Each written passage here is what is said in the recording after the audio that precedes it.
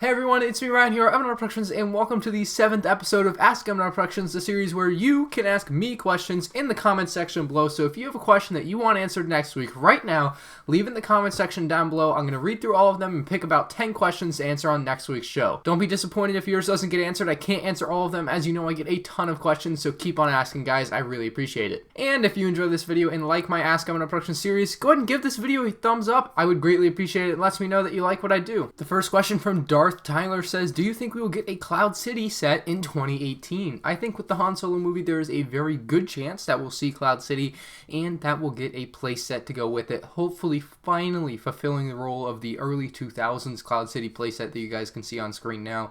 That has been just kind of like the best set to ever exist for a lot of people. Like, it's one of those sets that's heralded as the best thing ever for just some reason because it hasn't been remade, and it's just one of those very special sets for LEGO Star Wars, I feel like LEGO would really be missing the boat if Cloud City shows up in the Han Solo movie and they don't make anything to do with it. Hopefully we'll see some variation of the Cloud City playset return in the future. I'm hoping for a souped up version of what we already had with a bigger landing platform to fit the bigger Slave 1 that will hopefully come out to coincide with it, as well as more minifigures, better printed minifigures, because, you know, those minifigs in that original Cloud City set were some of the best in the day, so hopefully they keep up to that quality and they bring back those super high printed minifigures with printing all over them, arm and leg and everything, and they make it into a really cool playset. Finn Malloy says, MandRproductions, what is your dream car? Right now my dream car is probably like a 2015 to 2017 Ford Mustang with the kind of gray color. I'll put a picture on screen. This is like what I like right now.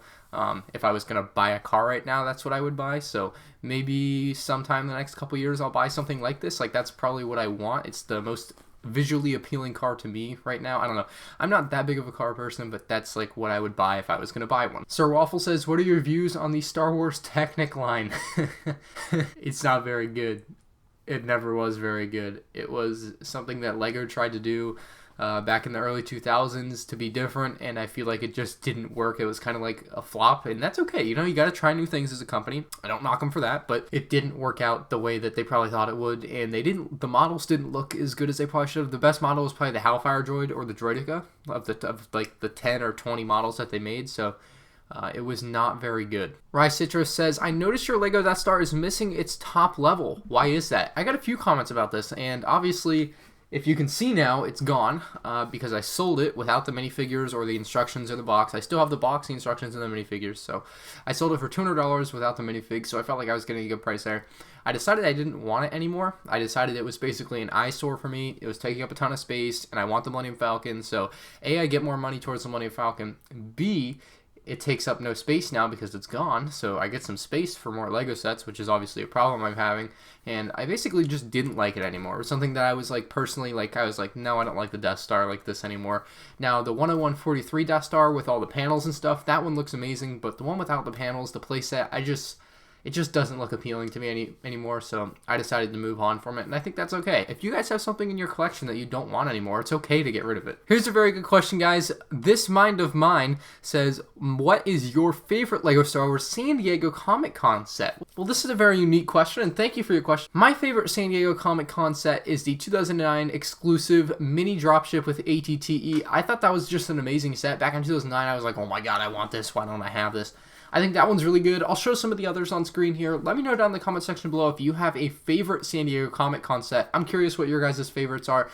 There's just been some really cool ones over the year. You guys can look them up. There's tons of them. Maybe I'll do a video on it in the future, but San Diego Comic-Con has always had some cool Star Wars exclusive sets. Unfortunately, I have none of them. I was never really interested in paying a super premium for any of them, but they're really cool to look at online. Camino Kingdom says, MandRproductions, what are the coolest custom Star Wars sets and mocks you have seen? Well, Camino Kingdom, there are a lot of cool Star Wars mocks and customs. I couldn't possibly name all of my favorites that I've seen over the many years that I've been on the YouTube doing LEGO and Star Wars stuff, so I'll just name a few good builders, like Brick Plumber. He's built some great stuff. He's built a awesome Battle of Hoth that I remember looking at, 5 years back and just thinking it was the best thing ever. There's this really seldomly seen Battle of Christophsis that is from the 2008 Clone Wars movie that I think is an amazing mock. I think it was at like some Star Wars days in Legoland or something, but it's just an amazing mock. It looks great. It's got tons of detail. yeah, those are like two things that just really stand out at me as some of the best things I've ever seen. As far as custom Star Wars sets, we have the TIE Bomber, and then my friend CM4Sci also makes some really cool stuff. He makes custom stuff in LDD, Lego Digital Designer, and then he basically creates box art and stuff for it. He's hoping to become a Lego designer one day, and I feel like he's really on a good path because he's making good stuff, as you can tell. He's got the Battle of Mustafar type thing. He's got the Bounty Hunter Chase remade. He's got this awesome Geonosis arena, so that's some of the coolest custom sets I have seen. Mike says, what is your opinion on non-canon LEGO sets such as the Freemaker Adventures, the Yoda Chronicles, etc.? Would you like to see some more non-canon LEGO sets? Yes, I would. I would love to see more non-canon LEGO Star Wars sets. I would love to see more stuff from The Force Unleashed. I know they made some of those sets back in 2008, but I wonder if they could make more. I never played the game, but I felt like what they made was pretty cool. They also had stuff from the Old Republic, which I really wish they would bring back again. They had some really cool sets from that back in 2013. Obviously, I think the Yoda Chronicles is gone and done. They won't be making anything else from that. But I do feel like we will get more from the Freemaker Adventures, and hopefully more like the Tracker 1 that I have on the shelf back there. I think that's a really cool set.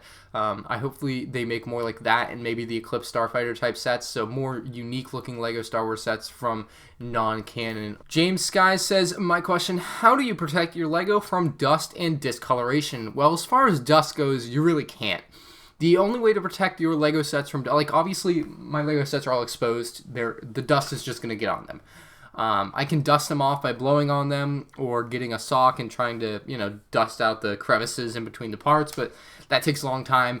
The best way to do it would be to get glass display cases that seal up so that dust can't get inside. Literally, that's like the only thing you can do. Other than that, they're going to get dusty. It's part of it. It sucks. I wish dust didn't exist, honestly, but it does. The only way you're going to be able to stop dust is glass display cases. As far as discoloration, keep your LEGO sets away from direct sunlight. So you notice my window is right here, and all of my LEGO sets are over there. So they're pretty much safe from being discolored from the direct sunlight because all the sunlight's going to come in and stop about in here, and then, all the sunlight that's over there has just kind of been refracted around the room and gets over there, and, that's what it's like. So I would say keep them out of direct sunlight. Don't put them in a windowsill. Other than that, you're pretty much safe putting it in any other corner of your room, I feel like. Dodgy Bagel wants to know, how long do I think I have until I run out of shelving space? Well, as you can see, I have already run out of shelving space. I actually ran out of shelving space a couple years ago, and then I was able to make more, and then I ran out again. It's been a problem for about like 3 or 4 years, honestly, now. And these boxes right here are all filled with LEGO sets. They're filled with LEGO sets because I have nowhere else to put them. So that's my shelving situation. And if you can tell, some of the sets are stacked on top of each other, especially on the lower levels.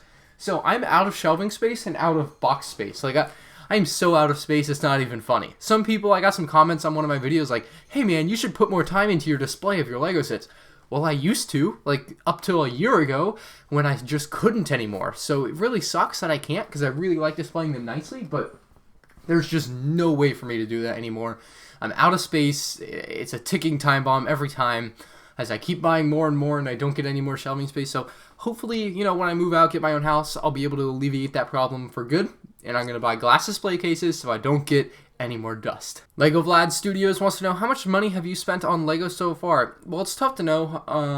I really don't know. I would probably say between 20 and 25,000. That's just a rough estimate over the last 12 years, 13 years, however long I've been collecting. Probably longer than that, 15 years. Yeah, probably 15 years. Probably about 20 to 25,000. That's a rough estimate. It could be a little bit more, it could be a little bit less, who knows, but you can go count in one of my collection videos, and that'll give you a good idea.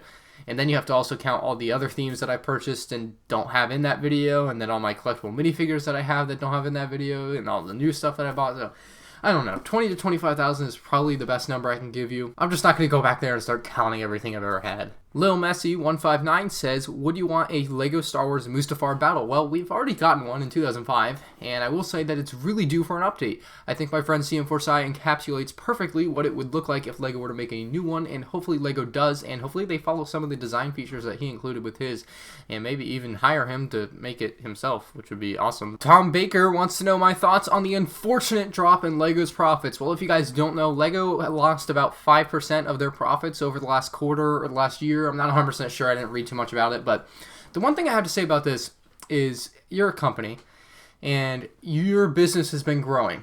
for the last 10 years.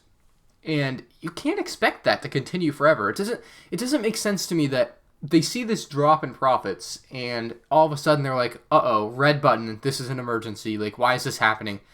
Like, it's bound to happen. Like, everything is not infinite. Like, I thought that was an understood part of the universe. I don't know why LEGO thought they could just keep making more and more money. Like, at some point, it was going to flatline or it was going to drop. And that's what happened. It's going to drop. It's going to fluctuate a little bit now. LEGO's profits were going up for a long time, and that's good. And now they've gone down a little. It's nothing substantial. They're still making plenty of money. They're not going to go out of business. But I hope this is kind of a wake-up call for them. They're producing too many LEGO sets, I feel like. Last year, I think they produced like 900 some odd LEGO sets. And back in like 2004, they were only producing 300 something LEGO sets. So you can see that there are a lot more sets being produced. And I think this is kind of leading to a bit of consumer fatigue, that there's so many things to buy and buy and buy and buy that some people might be getting worn out on it. So hopefully they'll scale back on the production a little, make a little bit of less different models, less different sets, and I think they might end up doing better there. Because, you know, like, there's like 50 Star Wars sets coming out a year. Nobody can afford that. I don't want to say nobody, but like, it's not reasonable for people to be buying every year. So hopefully they'll scale it back. You know, 30 Star Wars sets is good. You don't need 50 or 60. You just need 30. You don't have to, you know, they're going to run out of stuff to make if they keep making so much. So hopefully they'll scale it back. You know, the profits are going to fluctuate now. I think it's going to be fine. It's nothing to worry about. LEGO's just overreacting with firing 8% of their employees. I think that's ridiculous. And with that, guys, that's it for this week's ASK MandRproductions. This has been episode 7. If you guys did enjoy, leave a like. If you have a question that you want answered next week, leave in the comment section below. I might pick it. I might not. Who knows? And don't forget to comment what you think we should see LEGO create from the 2018 Han Solo movie as far as LEGO sets. Thank you all for watching, and I'll see you on the next one. Check out one of these 2 videos on the screen if you haven't seen them yet. Peace out.